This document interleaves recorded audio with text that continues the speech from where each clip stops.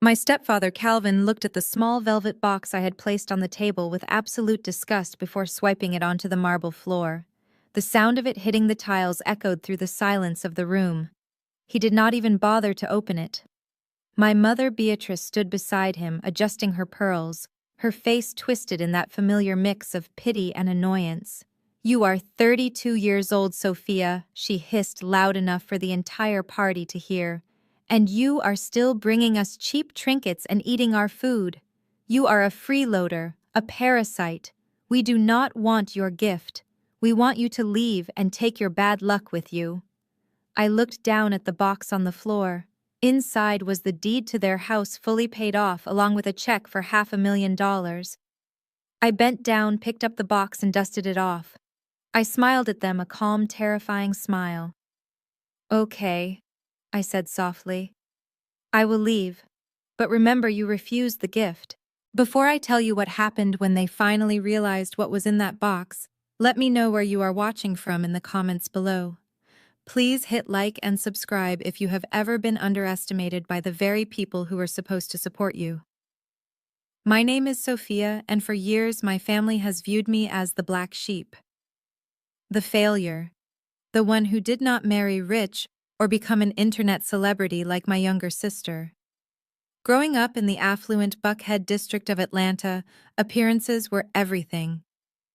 My parents, Beatrice and Calvin, were masters of illusion. They drove leased luxury cars and wore designer clothes with the tags tucked in so they could return them later. They were obsessed with looking wealthy, while I was obsessed with actually becoming wealthy. I work as a senior forensic accountant. Essentially, I hunt down hidden money for the federal government and Fortune 500 companies. I make more in a month than my stepfather makes in 2 years, but they do not know that. To them, I am just Sophia, who does some boring office work and drives a beaten-up 2012 Honda Civic. That afternoon, driving to their 30th wedding anniversary, I knew exactly what I was walking into. I adjusted the rearview mirror, checking my reflection. I was wearing a bespoke black suit tailored in Milan. To the untrained eye, it was simple. To anyone who knew quality, the fabric screamed power. But I knew my mother would hate it. I pulled up to the gate of the rented estate they were using for the party. A security guard in an ill-fitting uniform stepped out, holding up his hand. He looked at my dented Honda, then at me, and smirked. "Deliveries are around the back, miss," he said, barely looking me in the eye. I rolled down the window. "I am not a delivery driver. I am a guest. Sophia Vance. My parents are the hosts." The guard let out a short, mocking laugh. He looked down at his clipboard, pretending to scan it. "Vance. Vance. Nope.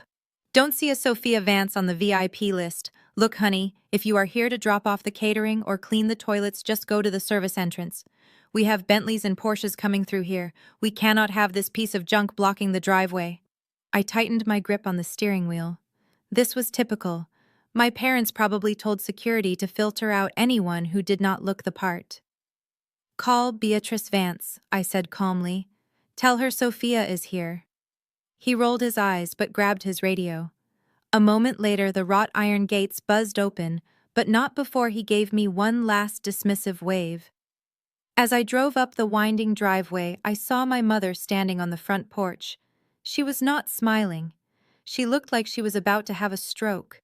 She was frantically waving her hands, signaling me to steer away from the main entrance. I ignored her and pulled right up to the front steps, parking directly behind a rented white Rolls-Royce. As I stepped out of the car, the humid Atlanta air hit me, but it was nothing compared to the heat coming from my mother's glare. "What are you doing?" she shrieked, rushing down the stairs. Her heels clicked aggressively on the pavement. "Move this rust bucket immediately. The mayor is arriving in 10 minutes. Do you want him to think we are running a junkyard?" "Hello to you too, Mother," I said, locking the car door with a deliberate click. "Happy anniversary." She ignored my greeting, her eyes scanning me from head to toe. Her lip curled in distaste as she took in my black suit. "Oh God, Sophia. Really?" She gestured vaguely at my outfit. "It is a pearl anniversary. Pearl. White. Cream. Elegant. You look like you are going to a funeral, or like you are one of the wait staff. Did you do this on purpose? Did you wear black just to curse our marriage? It is a $2,000 suit, Mother, I thought to myself, but out loud I just said, it is professional, and I'm comfortable. Comfortable, she scoffed, grabbing my arm and pulling me away from the front door. You are selfish. That is what you are, always trying to dampen the mood with your depressing vibe. Listen to me clearly. You are not going in the front door. Excuse me. I pulled my arm back. You heard me. The photographer is setting up in the foyer for the grand entrance photos.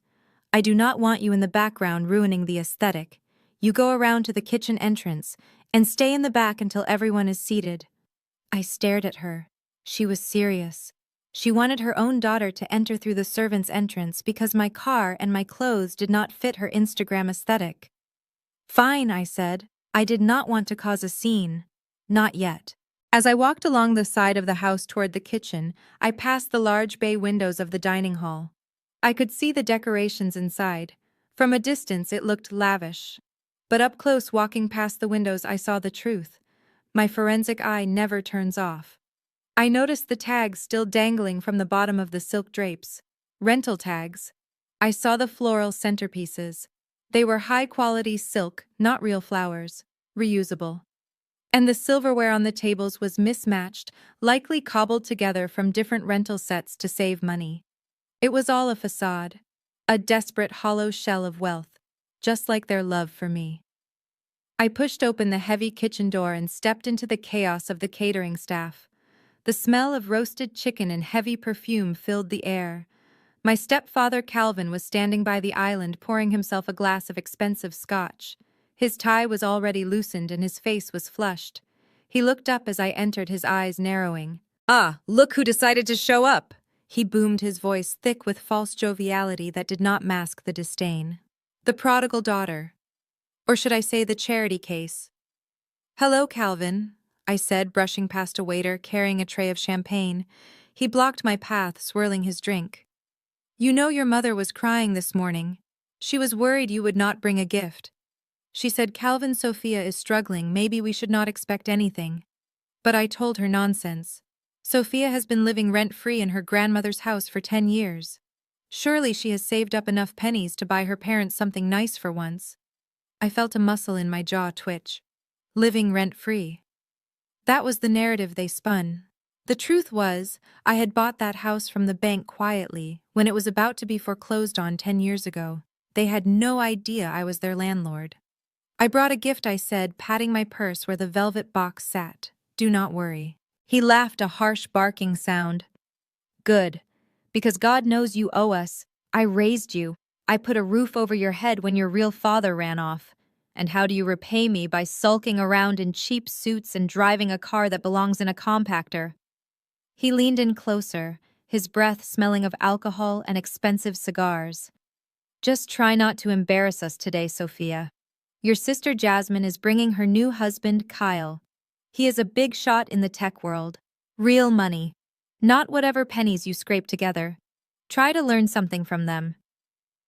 I stared at him, my expression unmoving. I knew about Kyle.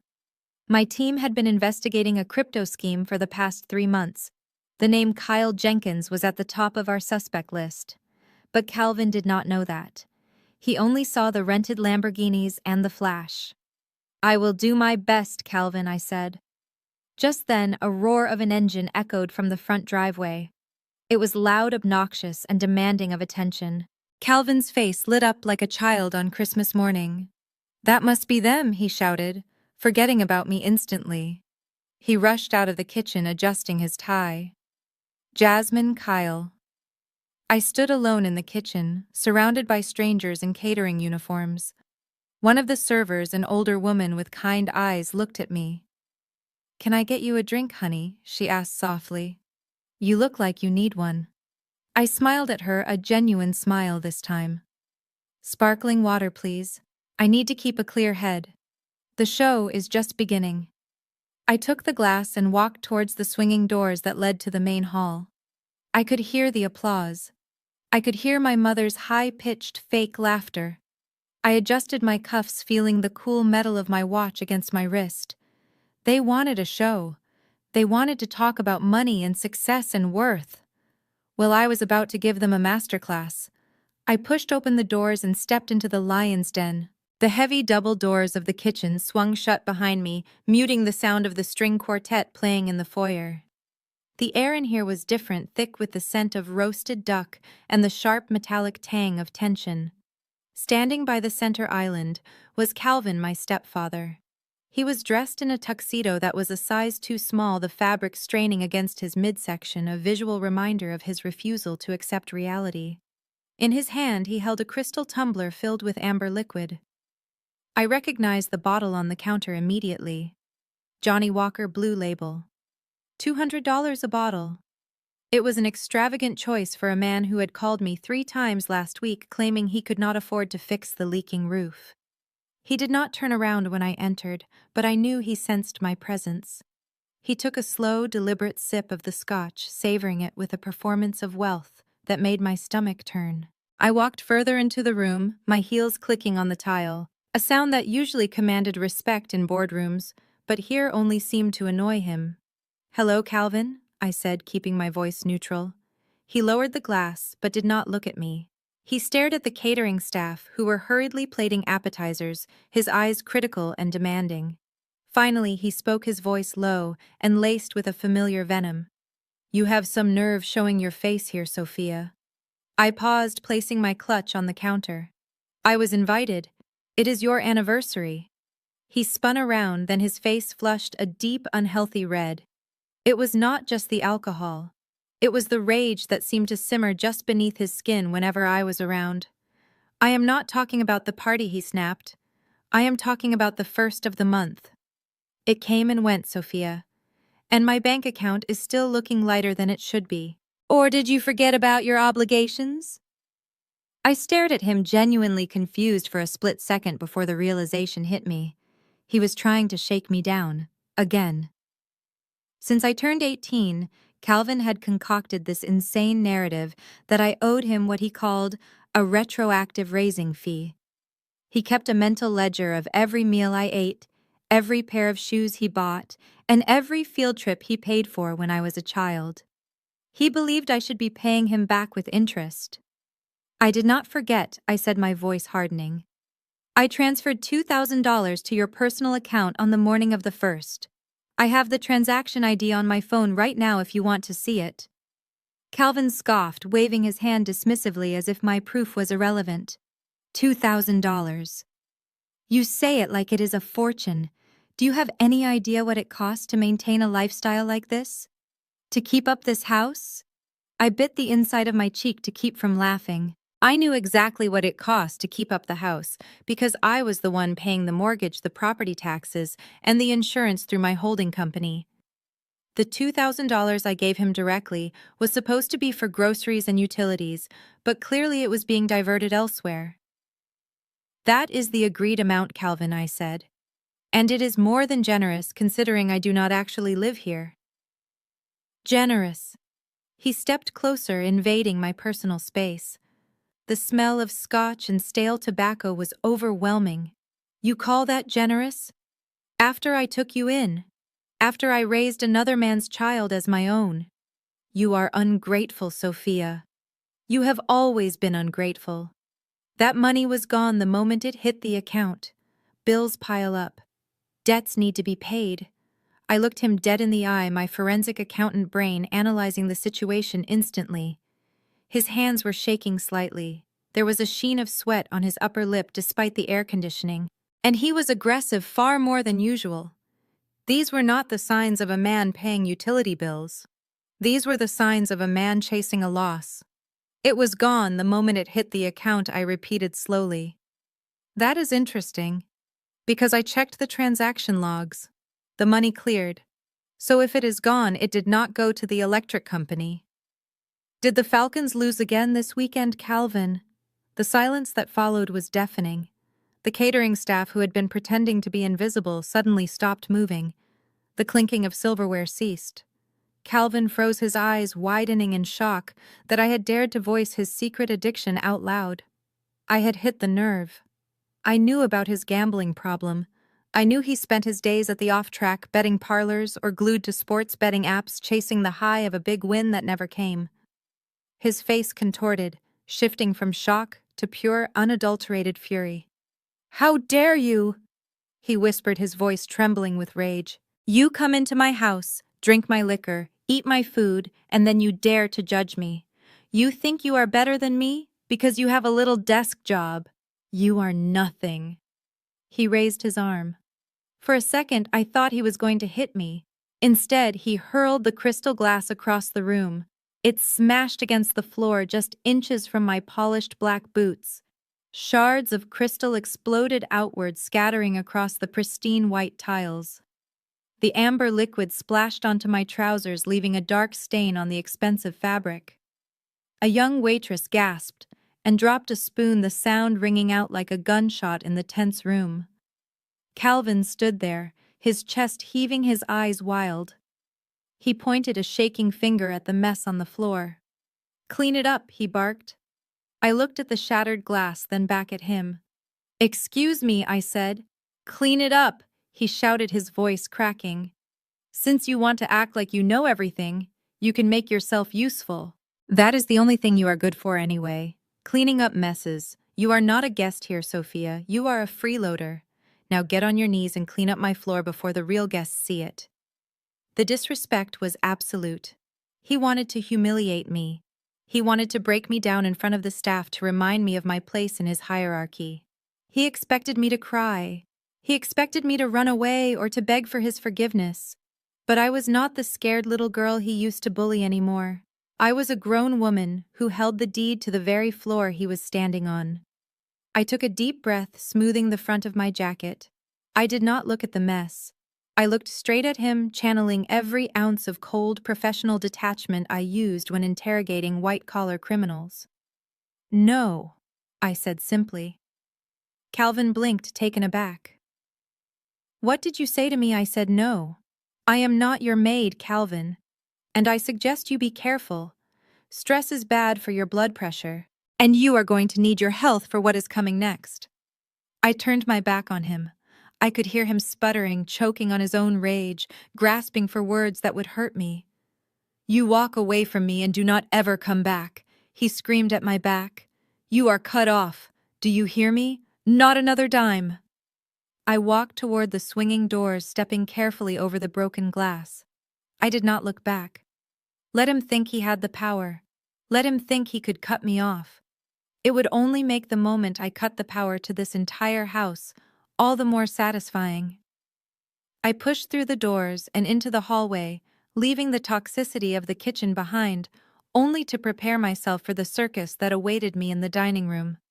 I checked my phone. A text from my assistant confirmed that the dossier on Kyle was ready and uploaded to the cloud. I slipped the phone back into my pocket. Calvin thought a broken glass was a disaster. He had no idea that I was about to shatter his entire world. The real storm was just beginning. The vibration of a high-performance engine rattled the front windows before the car even appeared in the driveway. It was a sound designed to demand attention, an aggressive roar that silenced the polite chatter of the party guests. I stepped out of the hallway just in time to see a lime-green Lamborghini Huracan tear up the pavement, stopping inches from the front steps with a dramatic screech of tires. It was ostentatious, loud, and completely out of place for a 30th anniversary celebration. But looking at my parents' faces, you would think the Pope himself had just arrived in the Pope-mobile. My mother Beatrice, who had just moments ago been screaming at me about using the servants' entrance, practically sprinted down the front steps. Her face transformed instantly from a mask of irritation to one of pure, adoring worship. "They are here!" she squealed, clapping her hands together like a teenager. "Everyone look, Jasmine and Kyle have arrived." The doors of the sports car swung upward, and out stepped my half-sister Jasmine. She was dressed in a shimmering gold dress that was far too tight and far too short for a daytime family gathering. It was the kind of outfit worn by someone who desperately needed to prove they had money. She paused for a moment, waiting for the applause, flipping her long, expensive weave over her shoulder. On the driver's side, her husband Kyle emerged. He was wearing a white linen suit and sunglasses, despite the fact that we were standing under the shade of the porch. He slammed the car door shut and tossed the keys carelessly toward the security guard, who scrambled to catch them, looking terrified of scratching the paint. "Jasmine, my baby, my golden girl," my mother cried out, embracing her tightly. "You look stunning, absolutely stunning, like a movie star." Jasmine pulled away slightly, careful not to wrinkle her dress. "Hi, Mom. Happy anniversary. Sorry we are late. We had a meeting with some investors for Kyle's new project. You know how it is. Money never sleeps." Of course, Beatrice cooed, ushering them up the stairs. I stood by the doorway, leaning against the frame, watching the performance. My forensic accountant brain automatically began dissecting the scene. I looked at the Lamborghini. It had a small barcode sticker on the bottom left of the windshield, barely visible unless you knew where to look. It was a rental. A weekend exotic rental, probably costing them $2,000 a day. They did not own it. Then my eyes moved to Jasmine. She was holding a bright orange handbag, positioning it prominently on her arm so everyone could see the logo. My mother gasped as she spotted it. "Oh my goodness, Jasmine, is that the new Birkin? The one on the wait list?" Jasmine beamed, patting the bag lovingly. "Yes. Kyle surprised me with it this morning. He said a woman of my status should not be seen carrying anything less.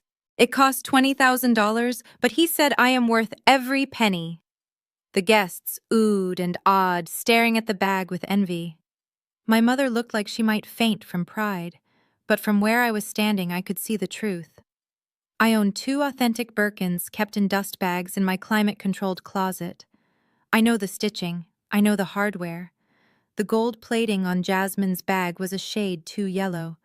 The stitching on the handle was machine perfect, not the slight organic variance of hand stitching. It was a fake, a very good one, likely a high-end replica from the black market, but a fake nonetheless. It was worth maybe $300, not $20,000. I said nothing. I just watched them lie. Then Beatrice's eyes landed on me. The warmth vanished from her face, instantly replaced by that familiar sneer. She looked down at my feet.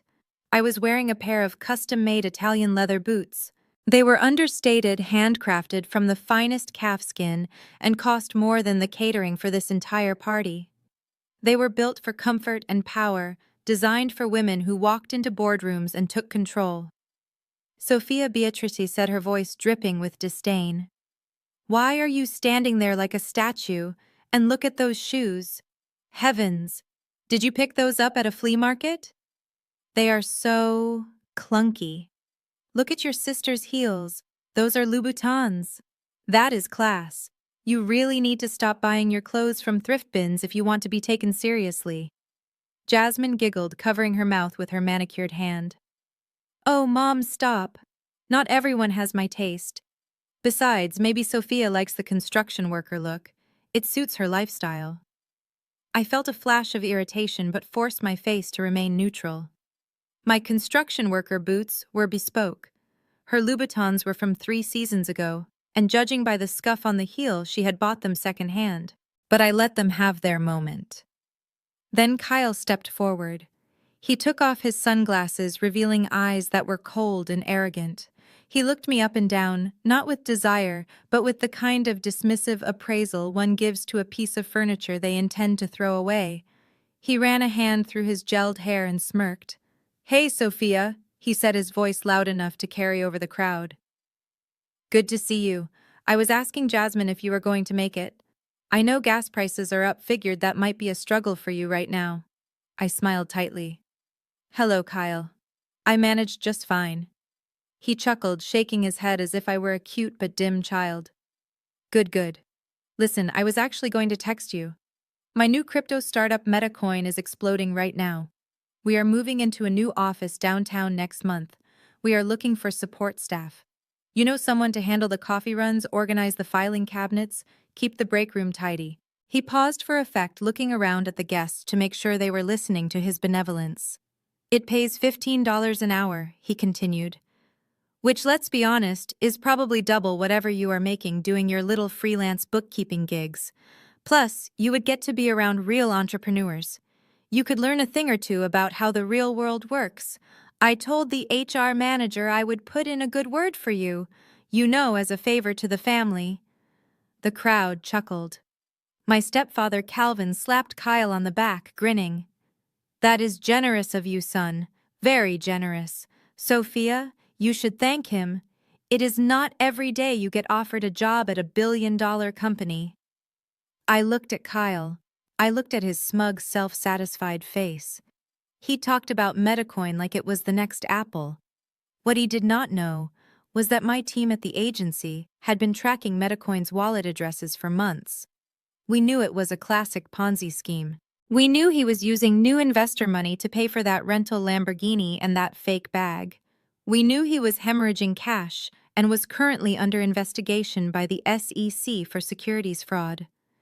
He was offering me a job as a coffee girl at a company that was about to be raided by the FBI. The urge to destroy him right there was overwhelming. I wanted to laugh in his face. I wanted to tell him that my hourly consultation rate was higher than his entire net worth. But it was not time yet. The trap had to be perfect. Thank you, Kyle. I said, my voice smooth and calm. That is a very interesting offer. I will definitely keep it in mind. It is always good to have options, especially in such a volatile market. He smirked, missing the double meaning entirely. Volatile for some, maybe. Not for us. We are going to the moon, Sophia. Try not to get left behind on Earth with your old Honda. Come on, darling, Jasmine said, linking her arm through his. Let's go get a drink. I need to show off my bag to Aunt Sarah before she leaves. They swept past me, a cloud of expensive perfume and cheap arrogance trailing in their wake. My parents followed them like eager puppies, leaving me standing alone near the doorway. I watched them go, a small cold smile playing on my lips. Go ahead, I thought. Enjoy your champagne. Enjoy your rental car. Enjoy your fake bag. Because in about an hour, when I open that gift box, the only thing you are going to be going to is a federal prison cell. I reached into my pocket and touched the cool surface of my phone. A notification blinked on the screen. It was an email from my lead investigator. Subject: Kyle Jenkins. Sealed indictment. Status active. I cleared the notification and walked toward the dining area. The show was heating up, and I had the best seat in the house. The dining room filled up quickly, transforming into a theater of the absurd, where the price of admission was your dignity. I watched from the periphery as my extended family flooded in a sea of sequins, velvet, and rented tuxedos. These were my aunts, uncles, and cousins, people who measured human worth by the size of a rim or the label on a handbag. They greeted my parents with exaggerated hugs and loud performative laughter, their eyes darting around the room to assess the cost of the decorations. It was a Shark Tank, and Jasmine was the blood in the water that attracted them all. She held court in the center of the room, spinning a web of lies so thick I was surprised she did not choke on it. She was telling Aunt Sarah and Uncle Marcus about her upcoming brand trip to Dubai. The sheikh specifically requested me. Jasmine lied effortlessly, taking a sip of champagne.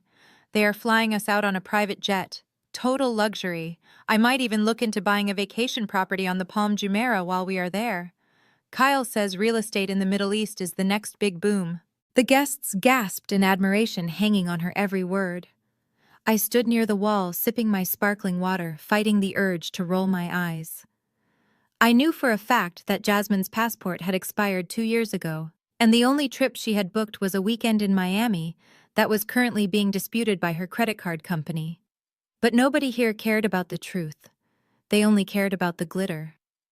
I finally decided to find my seat.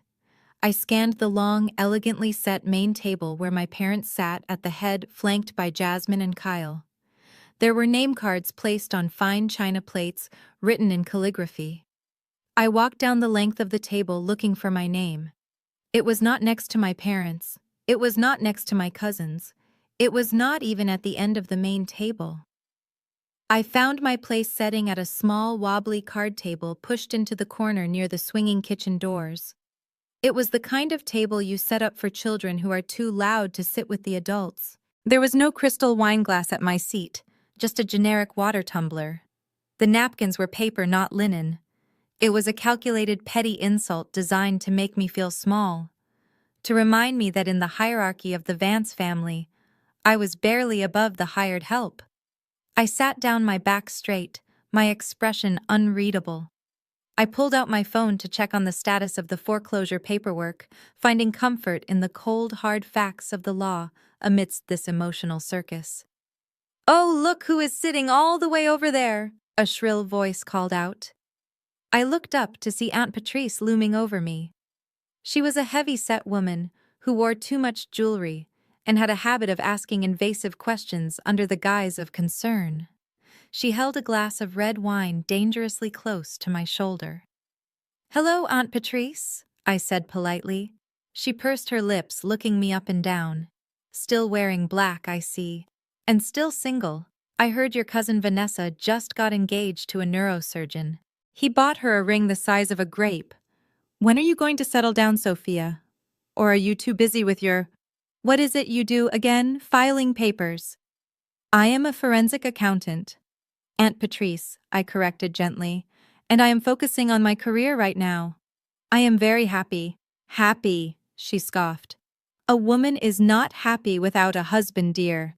You are 32. The clock is ticking. You do not want to end up alone with nothing but your files to keep you warm. Maybe you should lower your standards. Not everyone can catch a prize like Kyle." Before I could respond, my mother's voice cut through the air like a serrated knife. She had walked over to join the conversation, clearly delighting in seeing me cornered. "Don't waste your breath, Patrice," Beatrice said, placing a possessive hand on Aunt Patrice's arm. "We have tried to set her up. I even asked the gardener if he had a single brother. But honestly," Beatrice lowered her voice to a stage whisper that was meant to be heard, "even a dog would not want her. She has no personality, no charm. She is just plain cold. Men want warmth, Sophia. They want a woman, not a calculator." A few cousins nearby snickered. Aunt Patrice looked at me with faux pity. "Oh, Beatrice, do not be so harsh. Maybe she just needs a makeover. Jasmine could help her."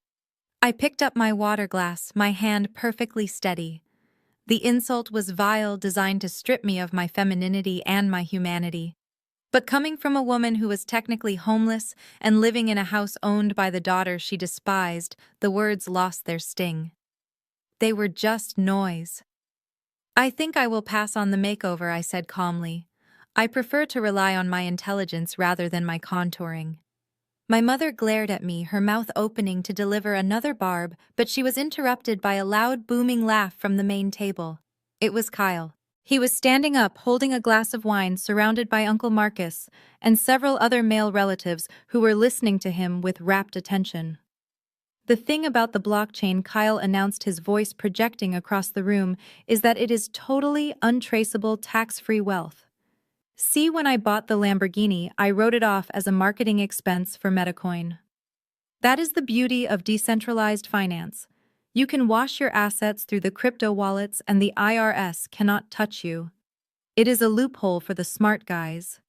That is how the rich stay rich, gentlemen. We do not pay taxes on capital gains if we move it fast enough." Uncle Marcus nodded sagely. "Is that right? I have been worried about my portfolio taxes." "Oh, absolutely," Kyle continued, puffing out his chest. "My accountant set it up so that any loss in crypto offsets my income tax to zero. It is called a wash sale, totally legal if you know the right people." I felt a physical reaction in my brain. It was the same feeling I got when I saw a red flag in a ledger. He was not just spouting nonsense. He was admitting to federal crimes in a room full of witnesses. And he was wrong. Painfully, dangerously wrong. I could not help myself. The professional in me overrode the daughter. "Actually, that is incorrect," I said. My voice was not loud, but it was clear, cutting through the murmurs of the dining room. The conversation at the main table stopped. Kyle turned to look at me, blinking in confusion. "Excuse me?" he asked, a smirk playing on his lips. "Did the little secretary say something?" I stood up slowly, smoothing the lapel of my jacket. I walked toward the main table, stopping just outside the circle of men. "I said that is incorrect, Kyle. I spoke clearly, my tone devoid of emotion. The IRS closed the wash sale loophole for cryptocurrency assets, and while the specific legislation is still evolving, claiming a personal luxury vehicle, like a Lamborghini, as a marketing expense, without proper commercial usage logs, is an immediate audit trigger. Furthermore, blockchain is not untraceable. Every transaction is recorded on a public ledger. If you are moving assets to avoid capital gains taxes, that is not a loophole. That is tax evasion under Title 26 of the United States Code, and it carries a penalty of up to 5 years in federal prison per count. The room went dead silent. You could hear a pin drop. Uncle Marcus looked from me to Kyle, his brow furrowed. Kyle's face turned a shade of purple that clashed horribly with his linen suit. He let out a nervous, high-pitched laugh. "Whoa, listen to her," he stammered, looking around for support. "She reads one article on Google and thinks she is an expert. Stick to balancing checkbooks, Sophia. This is high-level finance. You wouldn't understand the complexity of what we do." I smiled. It was a sharp, dangerous smile. I understand enough to know that a wash sale rule applies when you sell or trade securities at a loss and buy significantly identical securities within 30 days, I countered effortlessly. And I understand that admitting to structuring transactions to hide assets from the IRS in front of a room full of people is incredibly reckless. But please continue explaining how you are smarter than the federal government. I am sure the agents investigating your sector would love to hear your theories. Kyle opened his mouth, but no sound came out. He looked like a fish gasping for air. For the first time, the arrogance cracked, revealing the panic underneath. He knew that I knew. He just didn't know how much. My mother slammed her hand on the table, breaking the silence. "Enough," she shrieked, her face contorted with embarrassment. "Sophia, sit down. You are ruining the dinner. You are just jealous because Kyle is a genius and you are a nobody. Stop trying to sound smart. You are embarrassing yourself." I looked at Kyle one last time. He refused to meet my gaze suddenly, very interested in his wine glass. I had planted the seed of fear. Now it was time to let it grow. "My apologies, Mother," I said, turning back to my little card table in the corner. "I just hate to see misinformation being spread. Please enjoy your appetizers." I sat back down at the kids' table, ignoring the whispers that erupted around the room. I took a sip of my water. It tasted refreshing. The first layer of their facade had been chipped away. Kyle was rattled. My parents were furious. And I was just getting started. The main course was coming, and with it, the end of their world. The waitstaff cleared the dinner plates, the clatter of china acting as a prelude to the main event my mother had been waiting for all evening.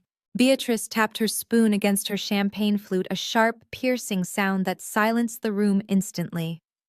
She stood up, her face flushed with wine and the adrenaline of being the center of attention. "All right, everyone," she announced, beaming at the crowd. "It is time for the gifts. Now I told my girls not to get us anything too extravagant, but you know how they are. Especially Jasmine. She just has such a generous heart."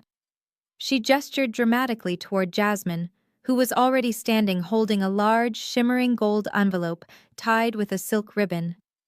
Jasmine walked around the table, her hips swaying, ensuring every eye in the room was fixed on her. She handed the envelope to Beatrice with a theatrical flourish, pausing just long enough for the photographer in the corner to snap a picture. "Happy anniversary, Mom and Dad," Jasmine said, her voice trembling with feigned emotion. "Kyle and I wanted to give you something that reflects how much you mean to us. Something that matches the lifestyle you deserve." Beatrice tore open the envelope, her hands shaking. She pulled out a glossy, heavy cardstock brochure. As she read the cover, her eyes widened, and she let out a scream that could have shattered glass. "Oh my God! Calvin, look!" she shrieked, clutching the brochure to her chest before turning it around to show the room. "It is a Cruise A Mediterranean cruise." The room erupted in applause. Calvin grabbed the brochure, his mouth hanging open. "The Royal Onyx Line." He gasped. This is the 5-star package. The owner's sweet Jasmine. This must have cost a fortune. Jasmine shrugged modestly, looking down at her fingernails. Well, nothing is too good for you guys. It is an all-inclusive 14-day trip. Italy, Greece, France. First-class flights included. Kyle and I just put it on the card. We did not want you to worry about a thing. My mother burst into tears, throwing her arms around Jasmine. You are an angel, she sobbed into Jasmine's shoulder. An absolute angel. I have always dreamed of seeing Santorini. I cannot believe it. You are the best daughter a mother could ask for. I sat at my wobbly card table watching the performance with a mixture of amusement and pity. From where I sat, I could see the back of the brochure Calvin was holding. I recognized the logo of the travel agency. It was a boutique firm downtown that I had investigated 2 years ago for inflating prices. But more importantly, I knew their policy. They printed these beautiful, high-gloss presentation itineraries for a non-refundable deposit of $500. The actual balance, the $50,000 for the owner's suite and the first-class flights, was not due until 30 days before departure. I looked at Jasmine. She was smiling, basking in the adoration, but there was a tightness around her eyes. A bead of sweat trickled down her temple. She knew she had not paid for that trip. She had bought a $500 piece of paper to buy her parents' love for the evening, hoping that by the time the bill came due she would have scammed enough money from somewhere else to cover it.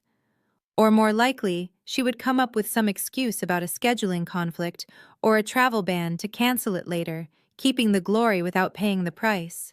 It was a classic Ponzi move. Selling a dream you do not own. Beatrice finally pulled away from Jasmine, wiping her eyes with a linen napkin. She looked at the brochure one more time, caressing it like a holy relic. I am just so overwhelmed, she sniffed.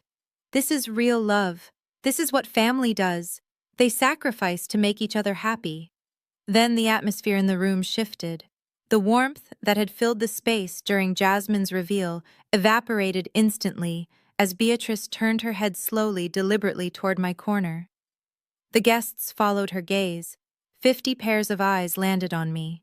And then there is Sophia. Beatrice said, her voice dropping an octave, losing all its sweetness. Calvin placed the brochure down on the table with reverence and crossed his arms, staring at me with a look of pure disappointment. Well, Sophia, he prompted. Your sister just gave us the Mediterranean. What did you bring? Or did you leave it in your other suit? I reached down and picked up the small black velvet box I had placed by my feet. It was unassuming. No gold ribbon, no glitter, just a simple high-quality box that fit in the palm of my hand. I stood up and walked toward the main table. The silence was heavy, suffocating. I could hear the hum of the refrigerator from the kitchen. I placed the box on the table in front of them, right next to the glossy cruise brochure. The contrast was stark. The flash of the fake cruise versus the dark, solid reality of my gift. Happy anniversary, I said quietly. Beatrice looked at the box, not making a move to touch it. She let out a short, derisive laugh. Look at the size of it, Calvin, she mocked, looking at the guests for validation. It is tiny. What is inside, Sophia? Let me guess. Is it one of those scented candles you make in your apartment to save money? Or maybe a coupon book, good for one free hug? The guests chuckled. A few cousins whispered behind their hands. It is small. Calvin agreed, poking the box with his index finger as if it were contaminated. You know, Sophia, it is not about the money, it is about the effort. Jasmine went out of her way to plan an experience. This looks like something you grabbed from a gas station counter on your way here. It is not a candle, I said, keeping my voice steady. Open it. Beatrice sighed, a long, exaggerated sound of suffering. She picked up the box with 2 fingers, treating it like a dead insect. Fine, she said. Let's get this over with so we can get back to talking about our trip to Italy. She flipped the lid open. Because of the angle, the guests could not see what was inside. Only Beatrice and Calvin could see the contents. I watched their faces closely. I expected confusion. I expected silence. Instead, Beatrice frowned. She reached in and pulled out a folded piece of paper and a check. She did not unfold the paper. She did not look at the numbers on the check. She simply saw paper, and her disappointment manifested as instant rage. Paper, she spat, throwing the contents back onto the table. "You gave us paper. What is this? A poem, a letter telling us how hard your life is." She did not even give herself the chance to read the header of the deed. She did not see the bank logo on the cashier's check.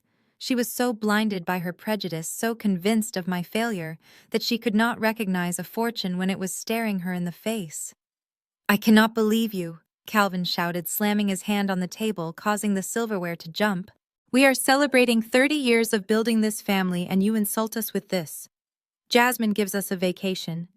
You give us scrap paper." "It is not scrap paper," I said, my patience thinning. "If you would just read it." "I do not want to read your excuses," Beatrice screamed, standing up to loom over me. "I am tired of you, Sophia. I am tired of your black suits, your gloomy face, and your cheap gifts. You are a freeloader. That is what you are. You have never contributed anything to this family. You just take and take and take." She picked up the box and the papers, crumpling them in her fist, and shoved them toward my chest. "Take it," she hissed. "Take your trash and get out of my sight. Go back to your little apartment and leave us alone. We do not need you. We have Jasmine. We have a real daughter." I looked at the crumpled deed in her hand, the deed that transferred full ownership of the house they were standing in back to them, the check for $500,000 that would have cleared their debts. She was crushing it. She was literally crushing her own salvation because she was too hateful to read the fine print. I felt a strange sense of calm wash over me. This was it. This was the moment of no return. I had given them a chance. A literal, tangible chance to be saved. And they had rejected it with venom. "Okay," I said softly. I took the crumpled papers from her hand. I smoothed them out against my chest, folding them neatly back into my pocket. "You want me to leave?" I asked. "Yes," Calvin bellowed, pointing at the door. "Get out, and do not come back until you learn some respect." I nodded slowly. I looked at Jasmine, who was smirking behind her champagne glass. I looked at Kyle, who was trying to look busy on his phone to avoid eye contact. I looked at my parents, their faces twisted in ugly, self-righteous anger. "Understood," I said. I turned around and began to walk toward the exit. The room was silent again, but this time it was not the silence of anticipation. It was the uncomfortable silence of a family breaking apart in public. But I was not done. I stopped at the doorway. I turned back to face them one last time. "You are right, Mother," I said, my voice carrying clearly across the room. "It is just paper. But you really should have read it." I did not wait for a response. I walked out the front door, past the rental Rolls-Royce, past the rental Lamborghini, and toward my paid-off Honda. The humid air felt good on my skin. I reached into my pocket and pulled out my phone. I dialed the number for the sheriff's department. It was time to execute the eviction. I stopped. My hand froze on the cold brass handle of the front door. I was seconds away from freedom, seconds away from leaving this toxic theater behind forever, but Calvin's voice boomed across the room, anchoring me to the spot. He was not done. He could not let me leave with the upper hand. He needed to crush me one last time to prove to his wealthy guests and his arrogant son-in-law that he was the patriarch, the man in charge, the one who held the keys to the kingdom. "Wait just a minute," Sophia Calvin shouted, the slur in his voice replaced by a sudden manic energy. "Do not walk out just yet. You might want to hear this. It concerns you. Or rather, it concerns where you have been squatting for the last decade." I turned around slowly. Calvin was standing on his chair now, tapping a spoon against his glass, commanding the attention of the room like a ringmaster. Jasmine was looking up at him with wide, greedy eyes, and Kyle was leaning back, picking his teeth, looking smug. "We have a special announcement," Calvin declared, puffing out his chest. To show our full support for Kyle and Jasmine's future and to get in on the ground floor of this incredible metacoin opportunity, Beatrice and I have made a decision. We are liquidating some of our old stagnant assets. He paused for dramatic effect, his eyes locking onto mine with a cruel glint. We accepted a cash offer this morning for the old cottage in Decatur, the one your grandmother left behind. We are selling it to a developer who plans to bulldoze it and build condos. The proceeds will go directly into Kyle's startup. We are talking about a $500,000 injection of capital. The air left my lungs. The world tilted on its axis. That cottage was not just a building. It was my sanctuary. It was the only place in the world where I had ever felt loved. My grandmother, Nana Rose, had left it to me in her will. It was filled with her books, her quilts, the smell of her lavender soap, and every childhood memory I held dear. It was where I lived. It was where I kept the few things that mattered to me. "You cannot do that," I said, my voice shaking for the first time that night. I walked back into the room, ignoring the whispers of the guests. "That is my house. Nana Rose left it to me. You have no right to sell it." Calvin threw his head back and laughed. It was a dry, humorless sound. "Your house," he sneered. "Oh, Sophia, you really are naive. You think just because she liked you better, that makes you the owner? You were 18 when she died. You were a child. You were grieving. You could not handle the responsibility of an estate." He reached into the inner pocket of his tuxedo jacket and pulled out a folded, yellowed piece of paper. He waved it in the air like a flag of victory. "Do you recognize this?" he asked. I squinted at the paper. Even from a distance, I recognized the letterhead. It was a power of attorney document. 10 years ago, he continued, his voice dripping with condescension. "You signed this. You gave me full control over your assets and the estate management until you turned 35. You trusted me to handle your affairs because you were too busy crying in your dorm room to deal with property taxes and insurance. This document gives me the legal right to sell, transfer, or liquidate any property in the estate. And guess what, sweetheart? You are only 32. I am still the captain of this ship." I felt a cold shiver run down my spine. I remembered that day. I was 18, heartbroken, barely able to function after the funeral. Calvin had come to me with a stack of papers telling me they were just formalities for the insurance, just things to keep the lights on. I had signed them without reading. I had trusted him because he was the only father figure I had. He had weaponized my grief. He had stolen my inheritance with a ballpoint pen while I was wiping tears from my eyes. Kyle let out a low whistle. "Nice move, Calvin. That is what I call asset management. Turn that dead weight into crypto, and we will double it in 6 months. Condos are the future anyway.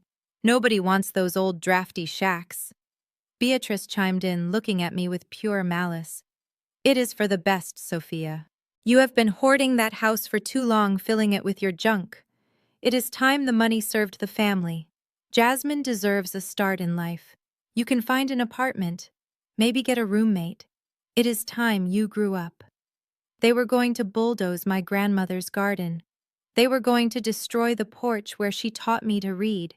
And they were going to funnel the money into a Ponzi scheme that would evaporate in weeks. I stood in the center of the room, my hands clenched into fists at my sides. The betrayal was so absolute, so complete, that it almost felt physical. They had not just stolen my money. They had stolen my past. They had waited until their anniversary in front of everyone to twist the knife. But then something shifted in my mind. I looked at the yellowed paper in Calvin's hand. I looked at the date he was so proudly pointing to. And then I looked at my forensic accountant brain, which remembered every document I had ever filed. Calvin was smiling, thinking he had checkmated me. He thought I was the same helpless 18-year-old girl. He did not know that 3 years ago, when I started my own firm, I had run a full audit on myself. I had found that document, and I had found something else. I took a step closer to him. The sadness in my chest evaporated, replaced by a cold, hard resolve. "Let me see that," I said. Calvin smirked and held it out just out of my reach. "Look, but do not touch. It is a legal binding document, Sophia. Signed, sealed, and delivered. I looked at the signature. It was shaky. It was the signature of a grieving child, but then I looked at the notary stamp at the bottom. "You are right, Calvin," I said, my voice dropping to a whisper that forced everyone to lean in. I did sign something that day. I signed a limited power of attorney for medical decisions because I was going into surgery for my appendix a month later. I never signed a general power of attorney for property assets. Calvin's smile faltered for a fraction of a second. "Don't lie. It is right here." I looked closer. The font on the first page was Times New Roman. The font on the signature page was Arial.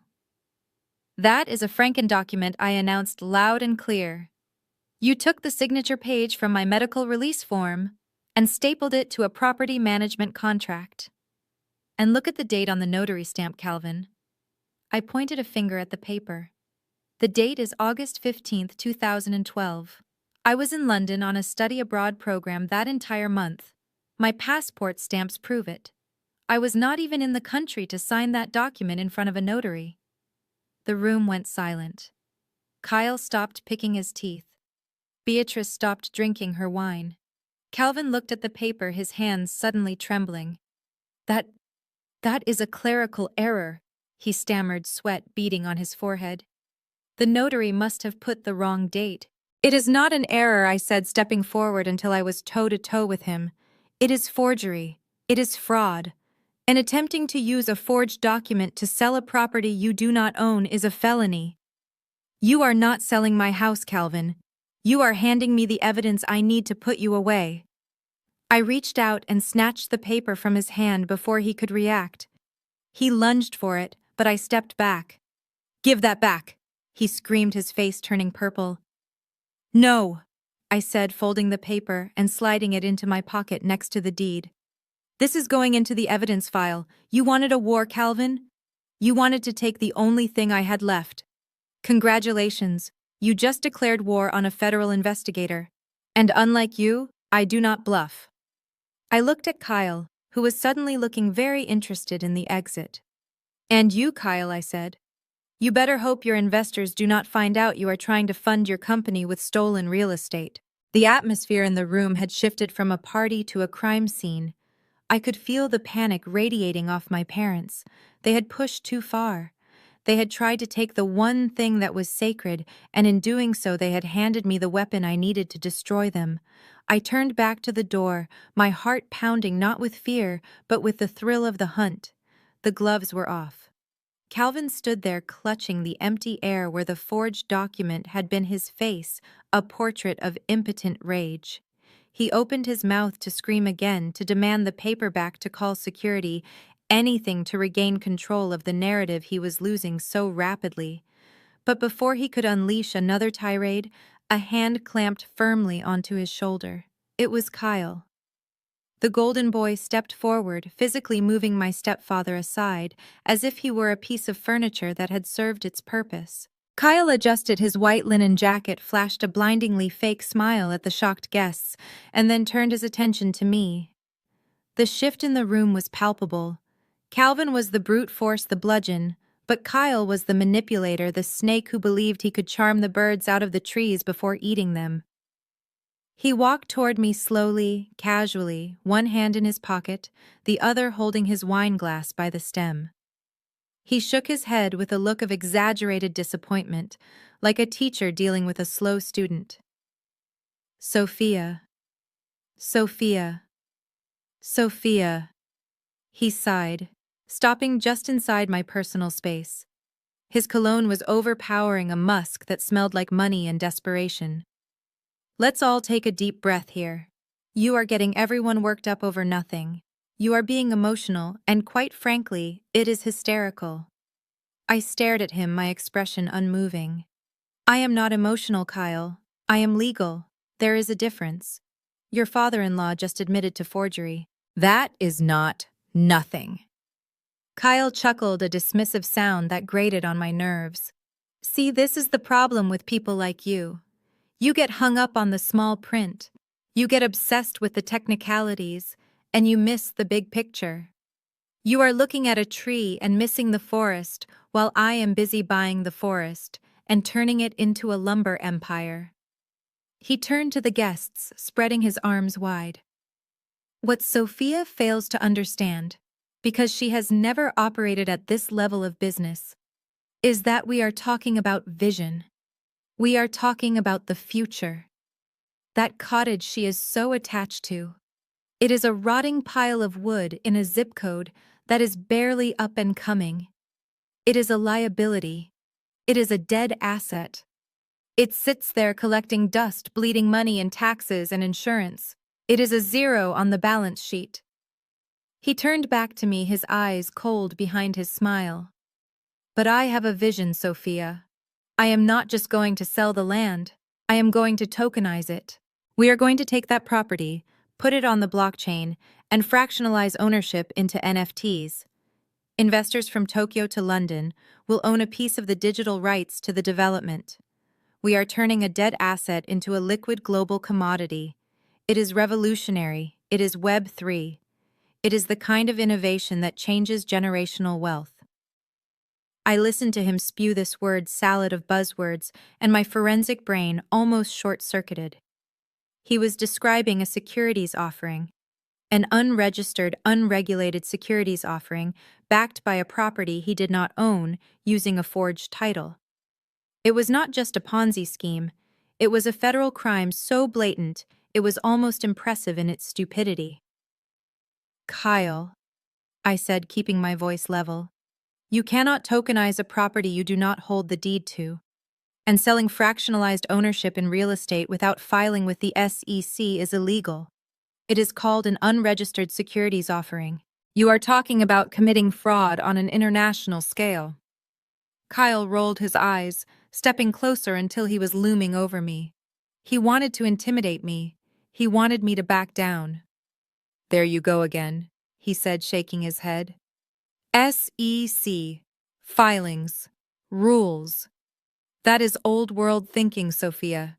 That is fiat currency thinking. We are disruptors. We move fast and break things. But I do not expect you to understand that. You are a bookkeeper. You look at the past. I look at the future." He leaned in, dropping his voice, so it was just for me, but loud enough that the front row of tables could hear the condescension dripping from his lips. "Honestly, Sophia, you should be thanking me. You should be on your knees thanking me and your parents. We are trying to save you. We are trying to take that worthless shack and turn it into millions so that maybe, just maybe, this family does not have to be embarrassed by you anymore. We are trying to lift you out of poverty. I am trying to give you a legacy since you clearly are not capable of building one yourself." The sheer audacity of his statement was breathtaking. He was standing there wearing a suit bought with stolen money, lecturing me about poverty while I had a net worth 10 times his. But he was not done. He needed to twist the knife. He needed to make sure I knew my place. He took a half step closer, invading my personal space completely. He leaned down, bringing his mouth close to my ear. To the rest of the room, it looked like a brother-in-law sharing a private word of advice. But what he whispered was vile. It was a microaggression so sharp and precise, it was designed to cut straight to the bone of my identity. "Listen to me," he whispered, his hot breath against my ear, making my skin crawl. "I know concepts like decentralized finance and high-yield leverage are a little too complex for someone like you. I know your brain is not wired for this kind of sophistication. You people are better at physical things, service work, taking orders. So why don't you stick to what you are genetically good at and let the smart men handle the money? Stop trying to play dress-up in that suit. We all know you are just a diversity hire who got lucky." He pulled back, a smug, triumphant grin on his face, waiting for me to shatter. He expected me to scream. He expected me to slap him. He expected me to react like the emotional, hysterical woman he had painted me to be, which would only prove his point to the room. The insult hung in the air between us, invisible to everyone else but heavy as lead to me. He had not just attacked my intelligence. He had attacked my race, my gender, and my hard-earned success in one breath. He had dismissed my master's degree, my CPA license, and my decade of forensic experience as a diversity hire. For a split second I saw red. I wanted to tell him exactly who I was. I wanted to tell him that the diversity hire he was mocking was currently the lead consultant for the Department of Justice on 3 major financial crimes cases. I wanted to tell him that his smart man brain had left a digital paper trail so wide a blind man could follow it. But I did not. I swallowed the rage. I converted it into fuel. Because reacting now would only give him the satisfaction. Destroying him with facts, with evidence, with the undeniable weight of the law, that would be the true victory. I looked at him, forcing a small pitying smile onto my face. "You are right, Kyle," I said loudly, ensuring everyone heard my sudden capitulation. "I clearly do not understand your vision. It is just too advanced for me." Kyle beamed, straightening his jacket, thinking he had won. Thinking he had put the dog back in its kennel. "Exactly," he said, turning back to the crowd. "See? She admits it. No hard feelings, Sophia, just stay in your lane." I reached into my bag. My hand brushed against the cool, thick folder of the FBI indictment. "I will stay in my lane, Kyle," I said, my fingers closing around the file.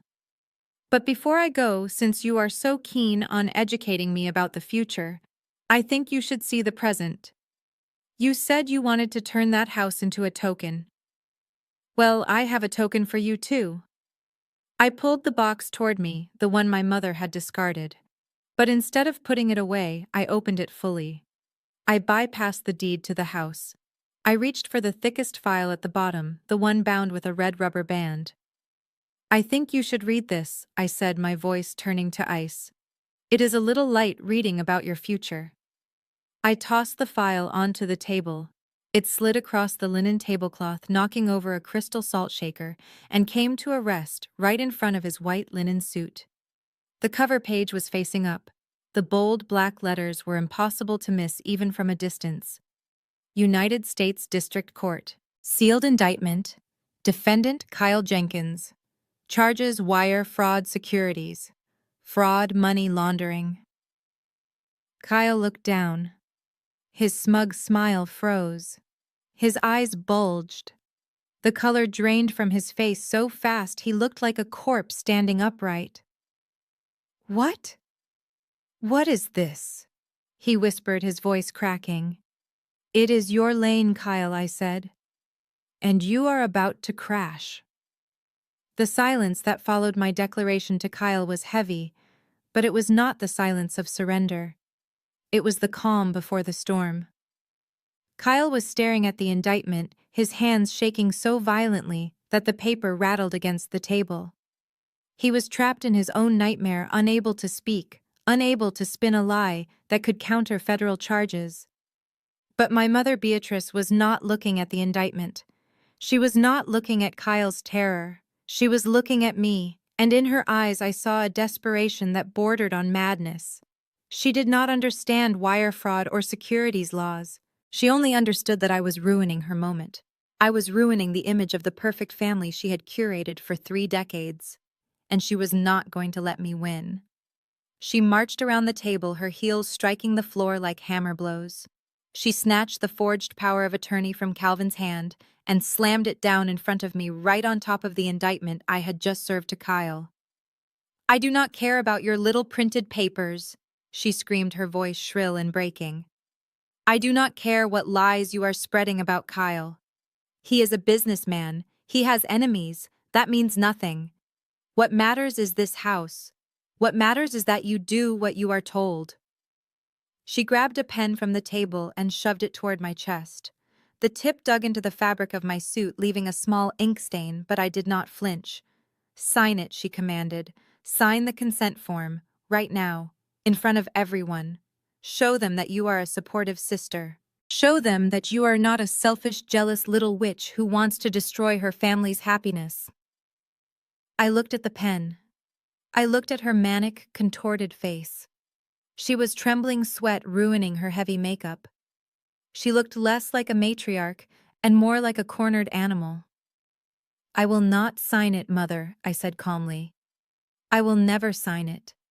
That house is not yours to sell. It is the only thing I have left of Nana Rose, and I will burn in hell before I let you turn it into a token for a Ponzi scheme." Beatrice's face went blank for a second. The rejection did not compute. She had spent 32 years controlling me, bullying me, telling me I was worthless until I believed it. She expected me to fold.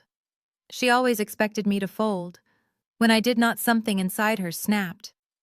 The sound of the slap was louder than the gunshot of a starting pistol. It echoed off the high ceilings, a sharp, wet crack that made 50 people gasp in unison. My head snapped to the side. The force of the blow was shocking. My cheek burned instantly, a throbbing heat that radiated down to my jaw. I tasted the metallic tang of copper in my mouth.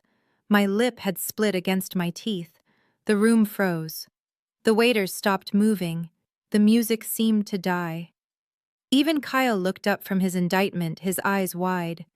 Beatrice stood there, her hands still raised, her chest heaving. She did not look sorry. She looked exhilarated. She looked like she had finally done what she had wanted to do since the moment I walked in the door. "You are a freeloader," she shrieked, spitting the words at me like venom. She stepped closer, poking a manicured finger into my shoulder with every word. "A freeloader. A parasite. You have lived off us your entire life.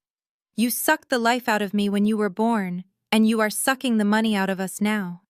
You live in that house because we let you. You eat because we fed you. You are nothing without us. Nothing." She grabbed the lapels of my suit, shaking me. "I am done with your ungratefulness. I am done with your attitude. You want to play the victim, fine. Be a victim on the street. Sign the paper or get out. Get out of my house. Get out of my life. You are dead to us. Do you hear me? Dead." I stood there, letting her shake me. I let the words wash over me. Freeloader. Parasite. Nothing. They were the same words she had used when I was 10 and spilled milk. The same words she used when I was 16 and got a B on a report card. But this time they hit differently. This time I was not a child. I reached up slowly and wiped the corner of my mouth. I pulled my hand away and looked at the smear of bright red blood on my thumb. It was a stark contrast to my dark skin. I stared at it for a long moment, letting the reality of what just happened settle into my bones. She had assaulted me, in public, in front of witnesses. The sadness that I usually felt when dealing with my family, the deep aching longing for their love, finally evaporated. It was gone, replaced by a cold, clinical detachment. It was the same feeling I got right before I testified against a criminal in court. The switch had been flipped, the daughter was gone, the prosecutor had arrived. I looked back at her. My eyes were dry, my expression was stone. "You hit me," I stated. It was not a question, it was a fact for the record. Beatrice sneered, lowering her hands. "I should have done it years ago. Maybe it would have knocked some sense into you. Now get out, and take your trash with you." She pointed at the gift box on the table, the one she had ignored, the one she had mocked.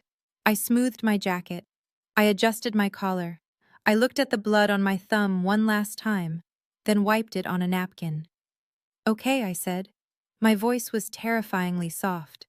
"I will go. I will leave you to your celebration. I will leave you to your police investigation." I took a step back, creating distance between us. I looked at Calvin, who was avoiding my gaze. I looked at Kyle, who was sweating through his linen suit.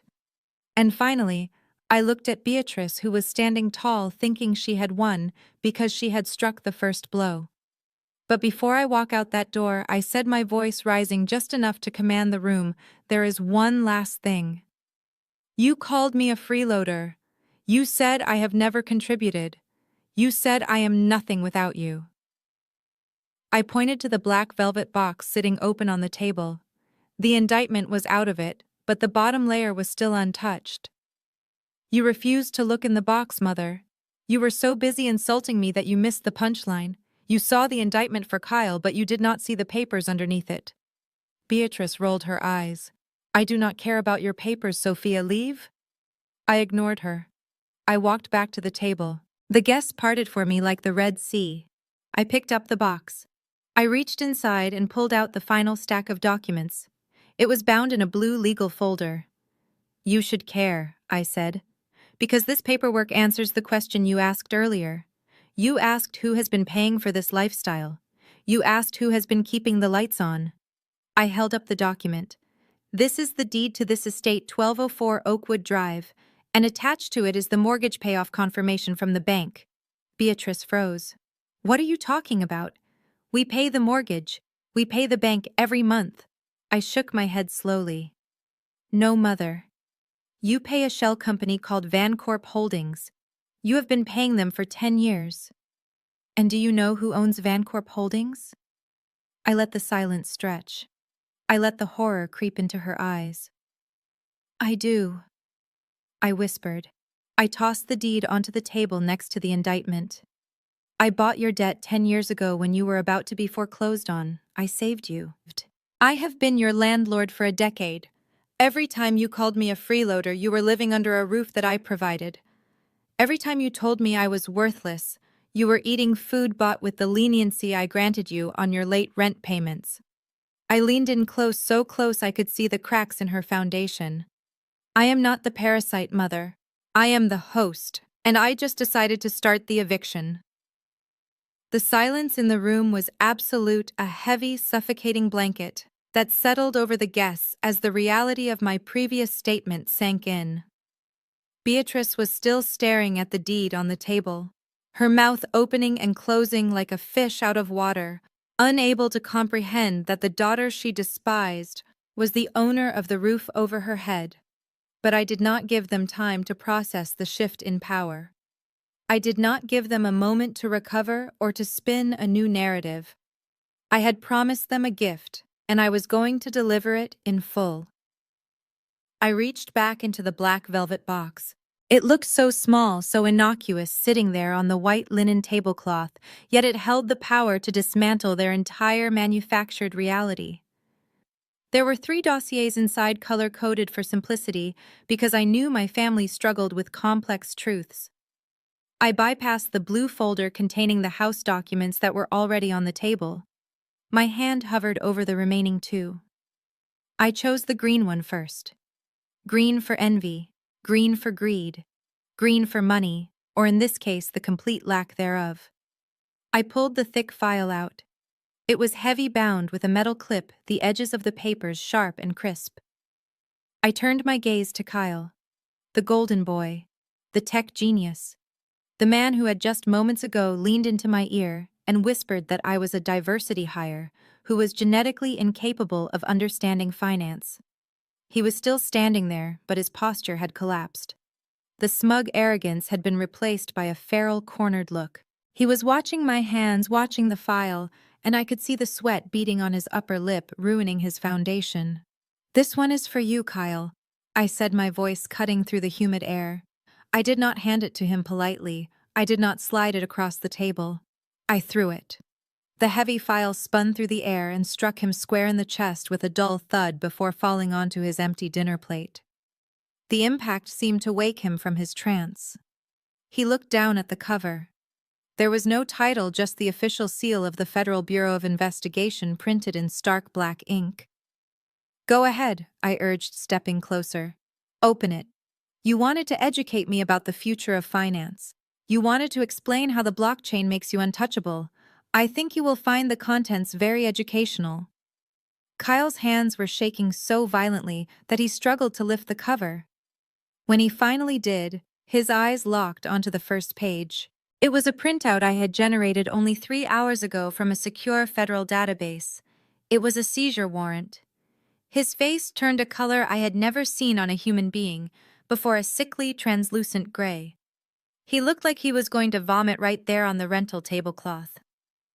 "What is the matter, Kyle?" I asked, my tone conversational, almost pleasant. "Is the terminology too complex?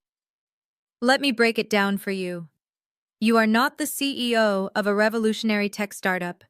You are the primary suspect in a federal investigation into a multi-state wire fraud and money laundering operation. A gasp went through the room. Uncle Marcus, who had been hanging on Kyle's every word about tax loopholes earlier, stood up, his face pale. "What is she talking about?"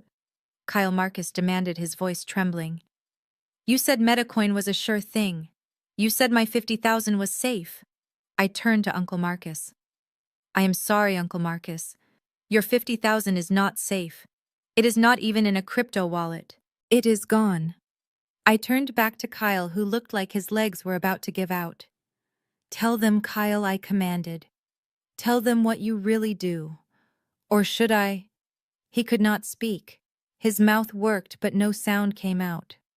"I will take that as an invitation," I said. I looked around the room, making eye contact with every relative who had sneered at me, every cousin who had laughed at my Honda. "Kyle here runs what is known as a Ponzi scheme," I explained, using my lecture voice, the one I used when presenting evidence to a grand jury. "He takes money from new investors like Uncle Marcus, and instead of investing it in technology, he uses it to pay off the interest for earlier investors to keep them quiet. He also uses it to fund a lifestyle he cannot afford." I pointed to the file on the plate. "Turn to page 4, Kyle. It is the asset freeze confirmation." He did not move, so I recited it from memory. "As of 9 o'clock this morning, all assets associated with you, Jasmine, and your shell companies have been frozen by the Department of Justice. That means your bank accounts are locked. Your credit cards are dead. Even that rental Lamborghini outside the rental agency has already reported it stolen because the credit card on file was declined for the deposit an hour ago." Kyle looked at the door, his eyes darting frantically. I could see the primitive instinct to run taking over his brain. He took a step back, knocking his chair over. It clattered to the floor, a loud, jarring noise that made everyone jump.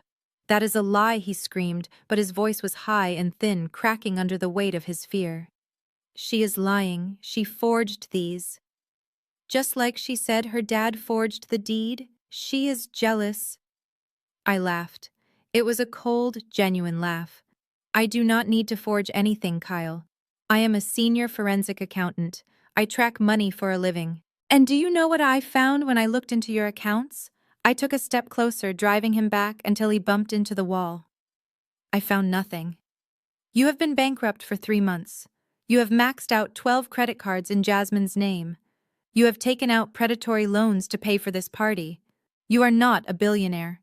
You are a broke con artist who is drowning in debt." I reached out and flipped the file open to a page filled with transaction logs. "Look at this, Kyle. This is a transfer of $10,000 from your business account to a site called https://www.google.com/searchq equals escapeluxury.com. That is a site that sells fake passports. You were planning to run, weren't you? You knew the walls were closing in. You were going to take whatever money you could get from my parents selling my house, and you were going to leave Jasmine behind to deal with the fallout." The room erupted. Jasmine let out a wail of disbelief, grabbing Kyle's arm. "What is she talking about? Kyle, fake passports? You said we were going to Dubai for a brand trip." Kyle shoved her off him, his facade completely crumbling. He was not the suave businessman anymore. He was a rat trapped in a cage. "Shut up, Jasmine," he yelled. "You spend money like it grows on trees." I had to do something. I watched them turn on each other, the predictable result of a relationship built on lies. But I was not done with Kyle. "There is one more thing," I said, silencing them. "The FBI knows you are here." Kyle froze. When I printed that file, it triggered an alert. I lied smoothly, though in reality I had manually tipped them off. But he did not need to know the specifics. He just needed to know that his time was up. "They know your location. They know you are a flight risk. And seeing as you are currently trespassing on my property, I have every right to hold you here until they arrive." Kyle looked at the front door. It was 50 feet away. He looked at me. He looked at the window. He was calculating the odds, his chest heaving, sweat dripping down his face and staining the collar of his white linen suit. "I would not run if I were you," I advised softly. The security guard at the gate, the one who tried to stop me, I showed him my badge on the way in. He is currently locking the main gate. There is no way out, Kyle. His knees finally gave way. He slumped against the wall, sliding down until he was sitting on the floor, clutching the green file to his chest like a shield. The room watched in horror as the man they had worshipped just an hour ago dissolved into a puddle of fear and incompetence. I looked down at him, feeling absolutely nothing. No pity, no satisfaction, just the clinical detachment of a job well done. "Happy anniversary," I said to the room. "One fraud down, 2 to go." I turned back to the table and reached for the pink file. The room was silent, terrified of what was coming next. They realized now that the box was not a gift, it was a weapon, and I had plenty of ammunition left. Kyle sat huddled on the floor, a broken man clutching his indictment like a security blanket, but the silence that followed was not one of pity. It was the silence of a pack of wolves, realizing there was another wounded animal in the clearing. I turned my gaze slowly, deliberately toward my sister Jasmine, the golden child, the influencer, the lifestyle coach who claimed to manifest wealth through positive thinking and hashtags. She was standing by the table, her hands trembling as she clutched her champagne glass, the liquid inside rippling with her fear. She looked at Kyle with disgust, trying to physically distance herself from him, inching away as if failure were a contagious disease she could catch. "I didn't know," Jasmine stammered, looking at our parents and the stunned guests. Her voice was high and breathless, a performance of innocence she had perfected over 3 decades.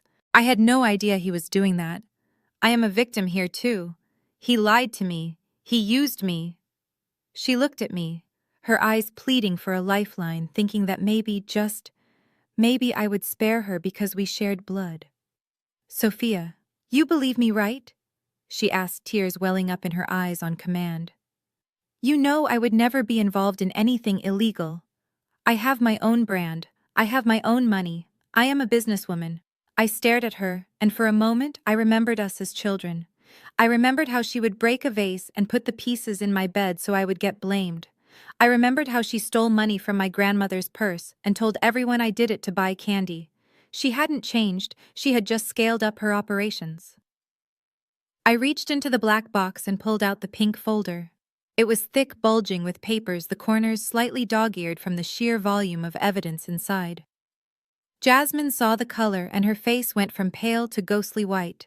She knew that shade of pink. It was the same color as the delinquency notices she had been hiding in her glove compartment for months. "You are right, Jasmine," I said, my voice smooth and deadly. "You are a businesswoman. But the business you are in isn't lifestyle coaching. It is professional fraud." I tossed the pink folder onto the table. It slid across the surface, knocking over the empty champagne bottle and landed right in front of her. The impact sounded like a gavel striking a block. "Open it," I commanded. Jasmine shook her head, taking a step back. "No, I don't need to see your fake papers. Mom, tell her to stop." Beatrice, who was still recovering from the shock of Kyle's downfall, tried to rally. She stepped forward, her maternal instinct to protect her favorite child overriding her common sense. "Leave her alone," Sophia Beatrice yelled. "Jasmine has nothing to do with Kyle's mess. She is successful. She has sponsorships. She just bought us a cruise." I laughed. It was a dark, hollow sound. "The cruise," I repeated. "The 5-star Mediterranean voyage." "Open the folder." "Mother. Look at page 3. Beatrice hesitated, then grabbed the folder. She flipped it open aggressively, desperate to prove me wrong. But as her eyes scanned the page, her defiance melted into confusion. "What is this?" Beatrice whispered. "It says, declined." "It is a notification from the travel agency," I explained to the room. "Jasmine put the $500 deposit on a credit card that was maxed out 6 months ago. The transaction was declined instantly. There is no cruise, Mother. There are no tickets. There is just a pretty brochure she picked up for free to buy your affection for the night." Jasmine let out a sob. I was going to fix it. I was waiting for a brand deal to clear. "There are no brand deals, Jasmine." I cut her off. I turned to the guests, raising my voice so everyone could hear the autopsy of her lie. "My sister claims to be an influencer with 1 million followers, but if you look at the forensic analysis of her social media accounts on page 10, you will see that 80% of those followers are bots bought from a click farm in Russia. Her engagement is fake, her comments are automated. She has zero income from Instagram. Not a dime." I pointed at the shimmering gold dress she was wearing. "That dress?" "It still has the security tag on the inside hem because she planned to return it tomorrow. I spoke to the manager at Neiman Marcus this morning. They are watching the security footage of her shoplifting earrings as we speak." Jasmine gasped, clutching her chest. "You are a liar. You are just jealous because I am beautiful, and you are nothing." I ignored her tantrum and pointed to the window where the lime green sports car sat. "And the Porsche. The one she drove here to impress you all. It is a rental just like Kyle's. But unlike Kyle, she didn't use company money. She used a loan shark." I walked over to the table and flipped the folder to a section marked with red sticky notes. "These are high-interest payday loans," I said, tapping the paper. 12 of them, all taken out in the last 6 months. She owes over $40,000 to predatory lenders who are currently blowing up her phone. That is why she has been checking it every 30 seconds. She is terrified they are going to show up here. The room was buzzing with whispers. Cousins were pulling out their phones, likely unfollowing Jasmine in real time. But I wasn't done. I had saved the worst for last. The thing that would sever the bond between mother and golden child forever. Beatrice looked at Jasmine, her expression a mix of heartbreak and denial. "Jasmine, is this true? Are you really in debt?" Jasmine cried, mascara running down her cheeks. "Mom, it is just a cash flow problem. I am an entrepreneur. You know how it is. I just needed a bridge loan. I stepped between them." "It is not just debt, Mother," I said softly. "It is theft." I turned the folder to the very last page. It was a credit report. But it wasn't Jasmine's credit report. The name at the top was Beatrice Vance. "Mom," I said, looking her in the eye. "Do you remember when you lost your wallet last Thanksgiving, and Jasmine found it for you 2 days later?" Beatrice nodded slowly. "Yes. She found it in the couch cushions." "She didn't find it," I said. "She stole it. And she copied your social security number and your driver's license." I tapped the credit report. "Look at this list, Mother. 5 credit cards opened in your name in the last 6 months. The total balance is $85,000. She maxed them all out. She bought that fake Birkin bag with your credit. She paid for her lip injections with your credit.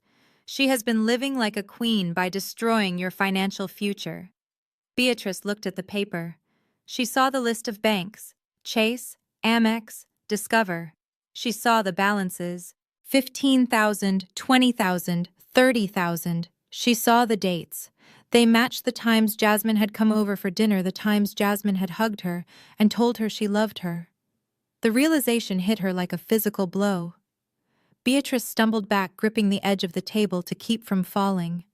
She looked at Jasmine, her precious, perfect daughter, with a look of absolute horror.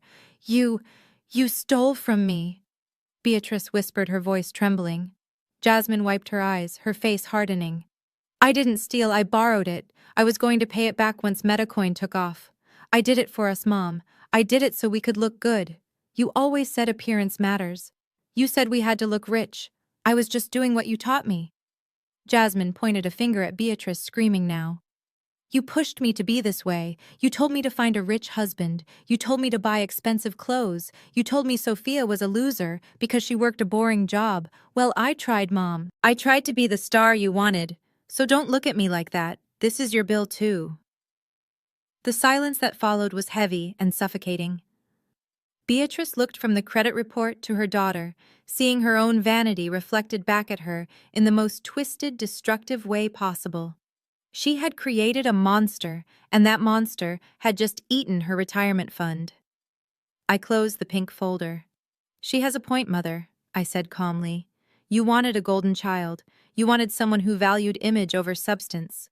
Well, congratulations. You got exactly what you asked for, a daughter who is all shine and no gold. And now, thanks to her, your credit score is lower than your IQ." I stepped back, leaving them in the wreckage of their own making. Kyle was broken on the floor. Jasmine was exposed as a thief. And Beatrice was realizing that the daughter she idolized was the one who had stabbed her in the back. I turned to the final stack of papers on the table. The blue folder. The deed. The house. It was time for the final blow. It was time to remind them who really owned the stage they were standing on.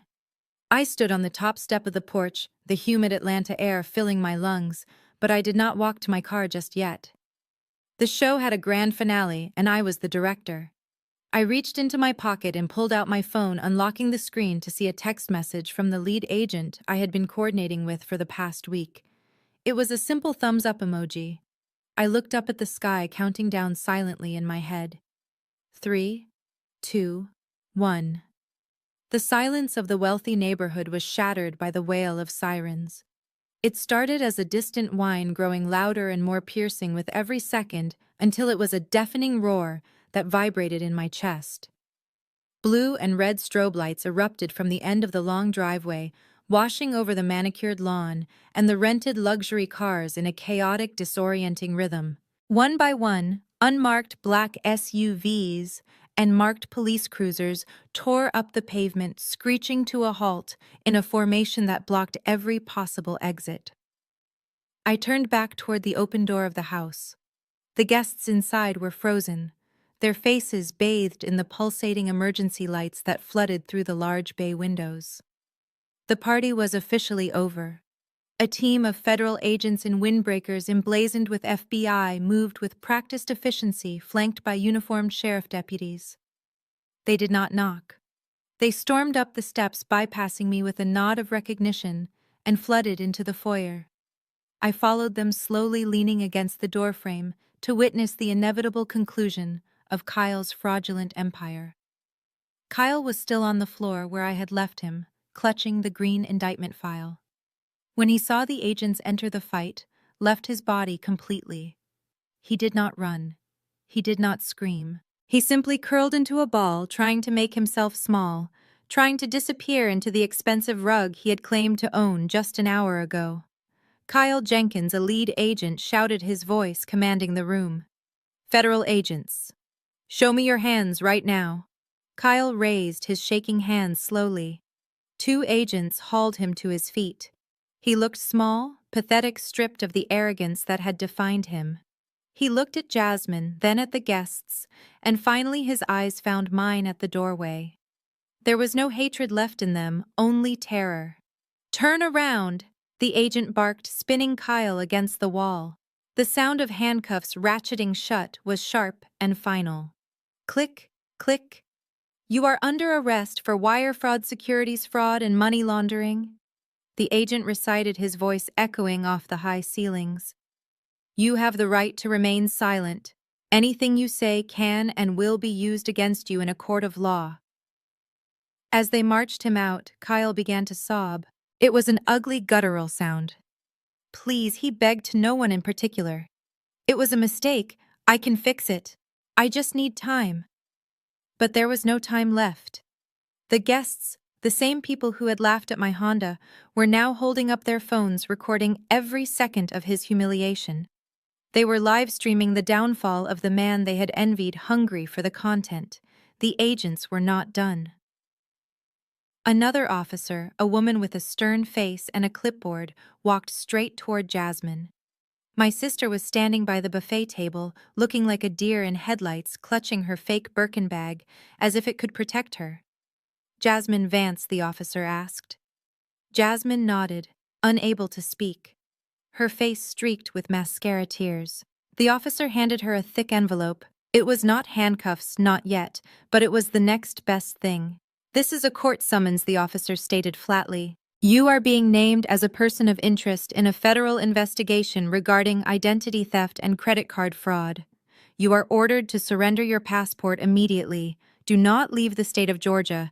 If you fail to appear at the hearing on Tuesday, a warrant will be issued for your arrest.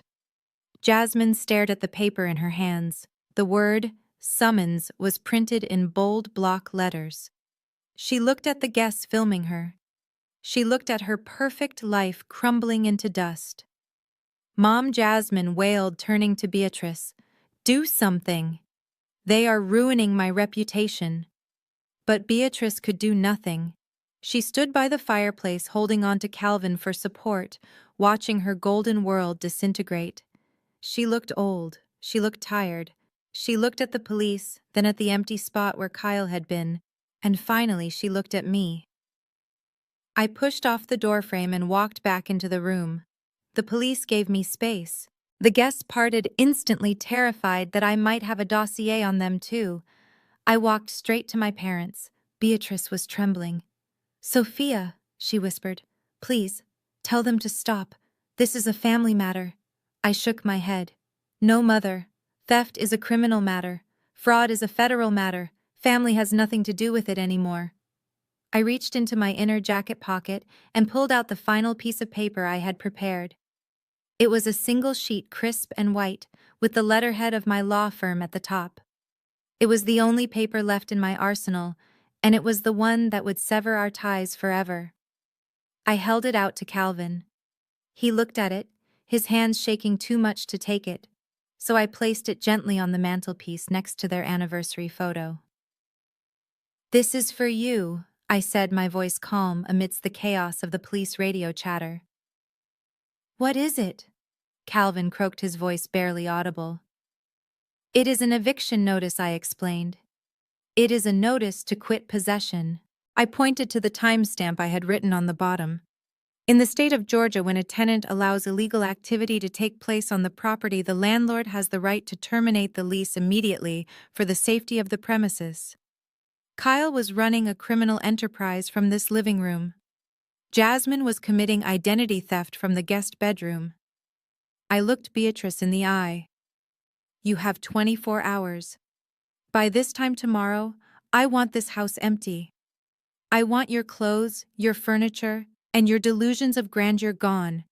If you are still here at 5 p.m. tomorrow, the deputies standing outside will return to forcibly remove you for trespassing. Beatrice let out a sob, reaching for my arm. Sophia, you can't. This is our home. We have nowhere to go. We are bankrupt. You know we are bankrupt. You can't throw your own parents on the street. I stepped back, avoiding her touch. I can, mother, and I am. You spent 30 years telling me I was worthless. You spent tonight trying to steal the one thing my grandmother left me. You made your choice. You chose the fake son-in-law. You chose the liar. You chose the image over the reality. I gestured around the room at the police, at the crying sister, at the handcuffed man being shoved into a cruiser outside. This is the reality you chose. I am just balancing the ledger. I turned my back on them. I walked through the foyer, past the stunned guests, who were now silent, realizing that the black sheep was the wolf who had eaten them all. I walked out onto the porch and down the steps. The blue lights danced across my skin. I walked past the rental Rolls-Royce that would soon be repossessed. I walked past the tow truck that was already backing up to hook the Lamborghini. I got into my 2012 Honda Civic. I started the engine. It purred to life, reliable and real. As I pulled away, I looked in the rearview mirror one last time. I saw my mother and father standing in the doorway, framed by the flashing lights of the police cars, looking out at the darkness. They were alone. They were exposed. And for the first time in my life, I was free. I drove down the winding driveway, leaving the sirens and the screams behind. I did not turn on the radio. I just listened to the sound of the tires on the pavement, driving toward a future that belonged only to me. 6 months have passed since the flashing blue lights faded from the driveway of the estate on Oakwood Drive, And sometimes it feels like that chaotic night belonged to a different lifetime entirely.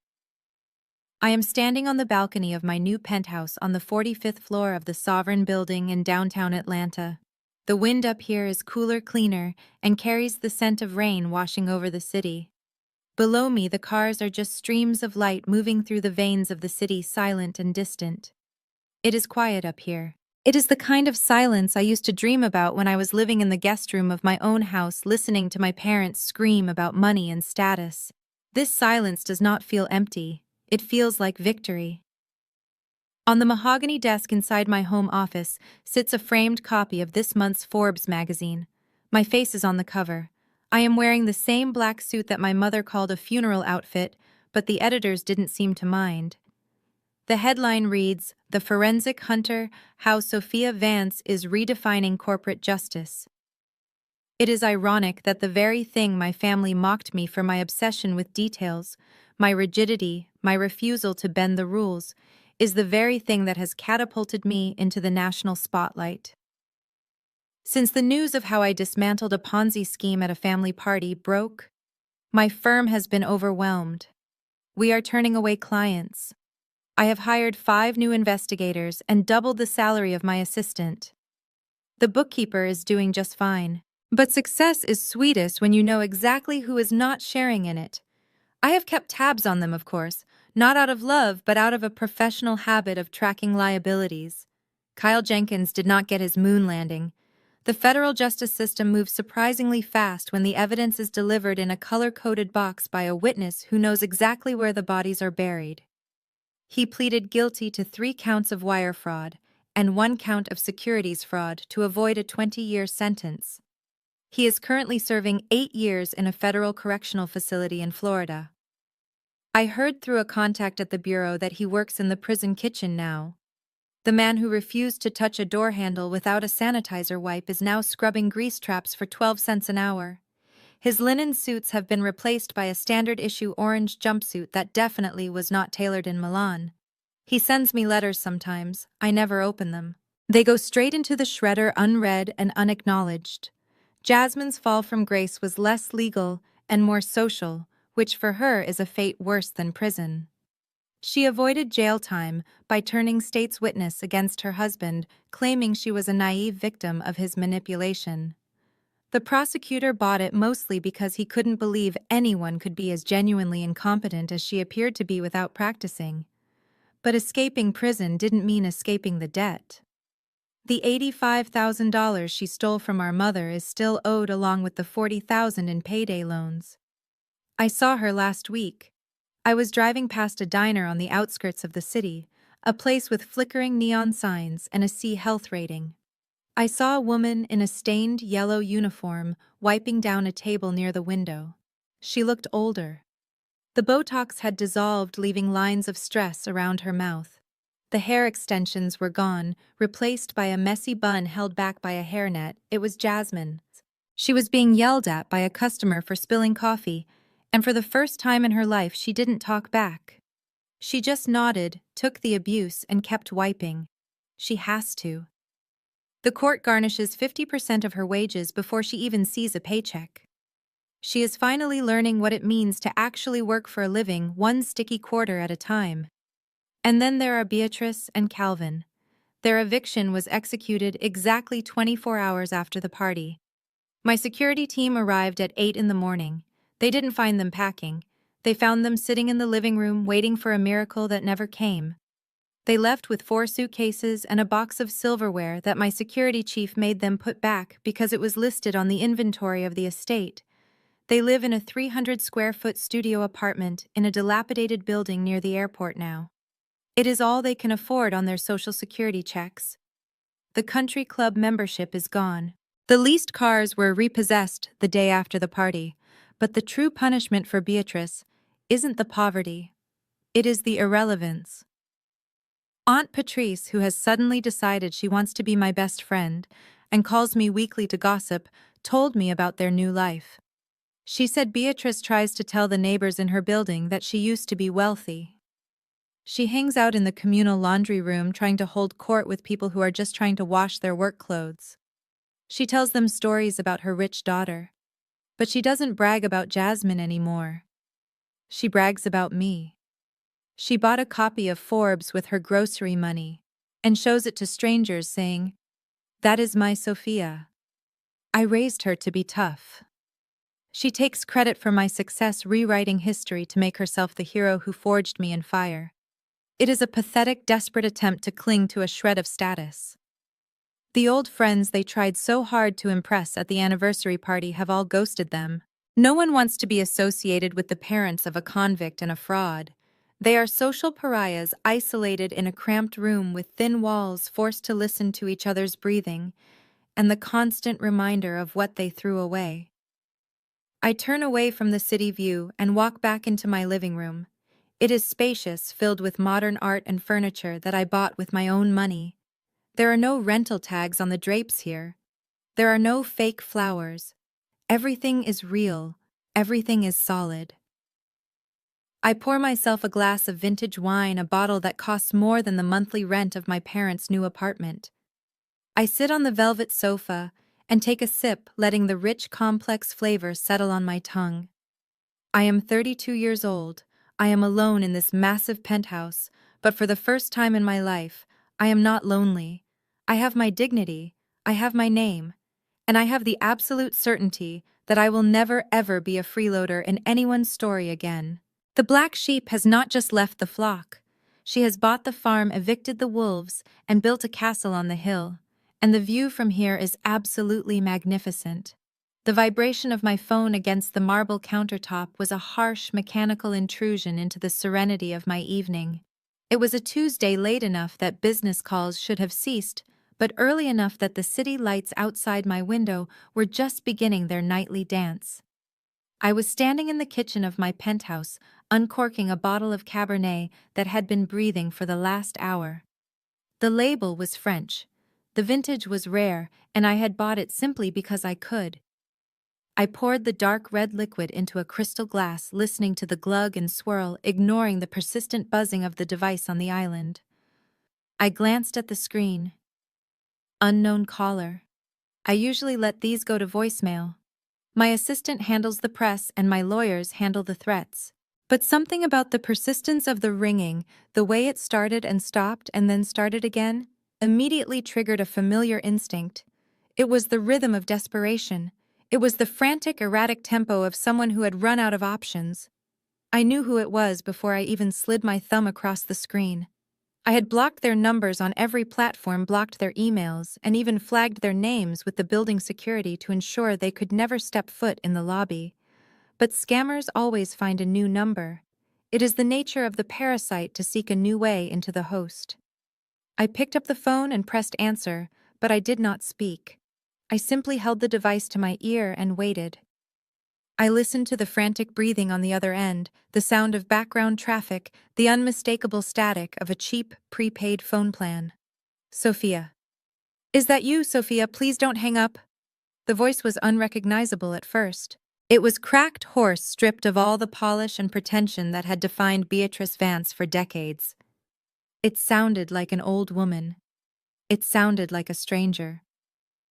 I took a slow sip of my wine, letting the silence stretch. I wanted her to feel the distance between us. I wanted her to feel the weight of the months of silence. "It is your father," Beatrice rushed on the words, tumbling out in a panic that felt rehearsed. "It is Calvin. He collapsed. We are at the emergency room. They say it is his heart. They say he needs a procedure right now tonight, or he is not going to make it. But we don't have insurance.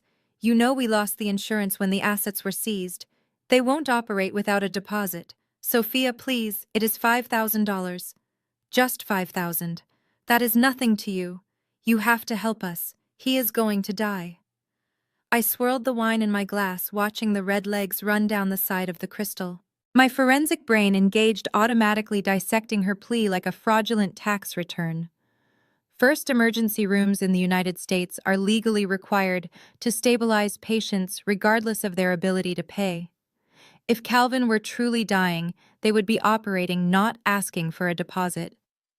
Second, $5,000 was a suspiciously round number.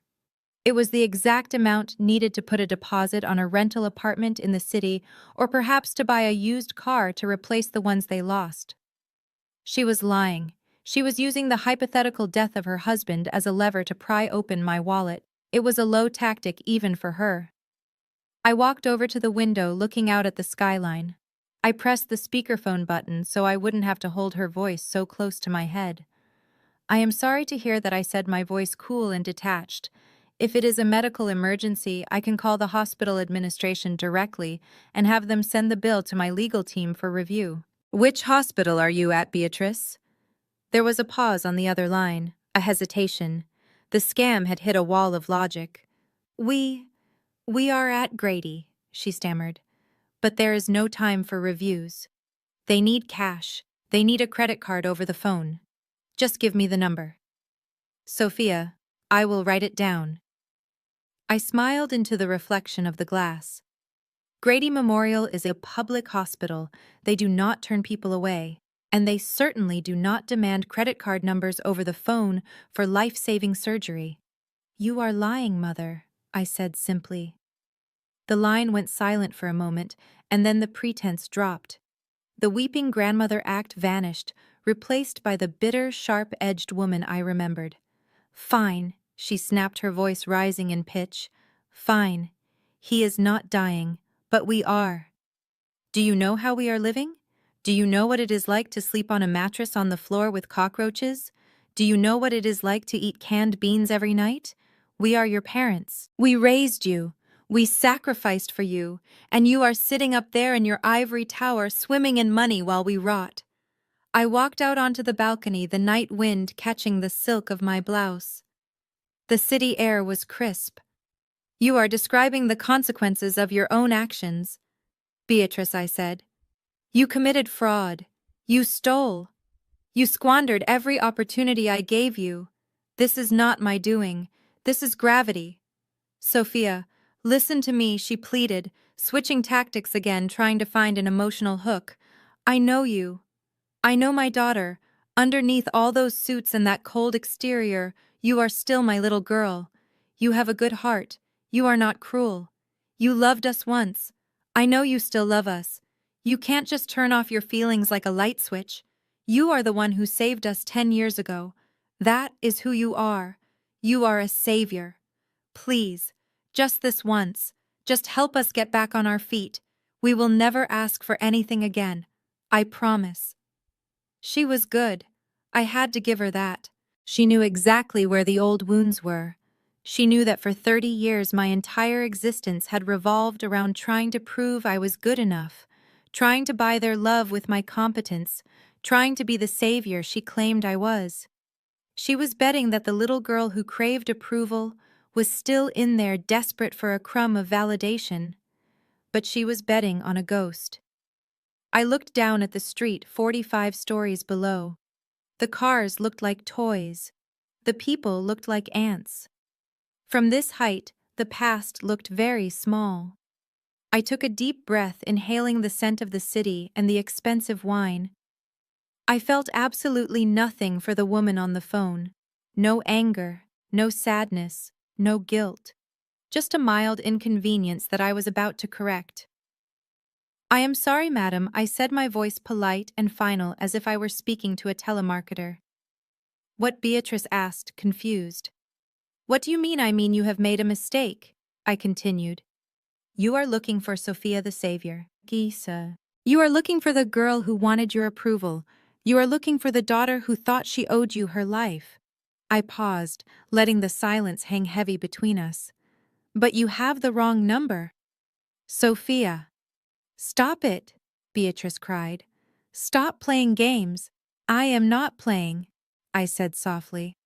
That Sophia died on the night of your anniversary. You killed her when you called her a freeloader. You killed her when you slapped her. The person you are speaking to now is a stranger. And strangers do not give you $5,000. Sophia. Don't you dare hang up on me. I am your mother. You owe me goodbye. Beatrice, I said. I tapped the red icon on the screen. The screaming stopped instantly. The silence rushed back in, filling the penthouse, but this time it was richer, deeper. I tapped the info button next to the number and selected block caller. Then, for good measure, I went into my settings and changed my number entirely, a process I had initiated with my carrier earlier that day. It was done. The last line was cut. I walked back inside and set the phone down on the desk. I picked up my wineglass and walked over to the floor-to-ceiling windows that overlooked the sprawling metropolis of Atlanta. The city was alive, pulsing with energy, a million stories being written in the lights below. My story was no longer written by them. It was no longer defined by their debts, their lies, or their conditional love. I had balanced the ledger. I had closed the case. I raised my glass to the reflection in the window. The woman staring back at me was strong. She was successful. She was whole. She was wearing a suit that she paid for, standing in a home that she owned, living a life that was finally undeniably hers. To the freeloader, I whispered to the empty room, "May she rest in peace." I took a long drink of the wine. It tasted like blackberries and oak. It tasted like victory. It tasted like freedom. I looked out at the horizon where the lights of the city met the darkness of the sky. I smiled, and then I reached out and turned off the lamp on my desk, plunging the room into darkness, leaving only the city lights to guide me into my future. My journey taught me that shared blood does not guarantee loyalty. For years, I internalized their insults, believing I was a burden simply because I refused to participate in their shallow facade. But the moment I stopped auditioning for a role in their theater of lies, I discovered my true power. We often fear losing family, but sometimes letting go of toxic ties is the only way to save yourself. You are not defined by the labels placed on you by insecure people. Your worth is inherent. Your success is yours to own, and peace is worth every price you pay. If this story inspired you to stand your ground against those who underestimate you, please hit that like button, share this video with someone who needs strength, and subscribe to join our community of survivors and thrivers.